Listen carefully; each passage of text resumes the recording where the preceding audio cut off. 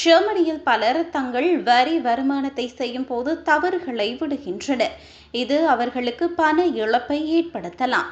சிலர் தனியார் ஓய்வூதிய சேமிப்பு போன்ற கழிக்கக்கூடிய செலவுகளை சேர்க்க மறந்து விடுகின்றனர். இதன் மூலம் அவர்கள் நூற்றுக்கணக்கான யூரோக்களை இழக்கின்றார்கள்.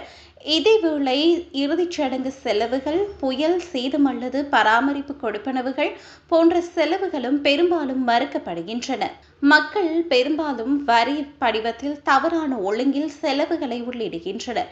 இதனால் வரி அலுவலகம் அந்த செலவுகளை முழுவதுமாக புறக்கணிக்கக்கூடும். பணத்தை இழப்பதை தவிர்க்க கவனமாக இருப்பது மற்றும் சரிபார்ப்பு பட்டியலை பயன்படுத்துவது முக்கியம்.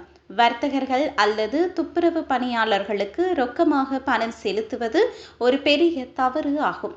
உங்களிடம் சரியான விலை பட்டியல் இருந்தாலும் வங்கி மூலம் பணம் செலுத்தியதற்கான ஆதாரம் இல்லாமல் வரி அலுவலகம் அதை ஏற்றுக்கொள்ளாது. இதனால் வங்கி பரிமாற்றம் மூலம் பணம் செலுத்துவது நீங்கள் உங்கள் வரி வருமானத்தை அனுப்பிய பின்னர் தவறு செய்ததாக உணர்ந்தால் அதனை சரி செய்ய முடியும். வரி அலுவலகம் இன்னும் முடிவை அனுப்பவில்லை என்றால் நீங்கள் அதை சரி செய்து மீண்டும் சமர்ப்பிக்கலாம். கடிதம் ஏற்கனவே உங்களிடம் இருந்தால் ஆட்சேபனை தெரிவிக்க உங்களுக்கு ஒரு மாத கால அவகாசம் உள்ளமை குறிப்பிடத்தக்கது.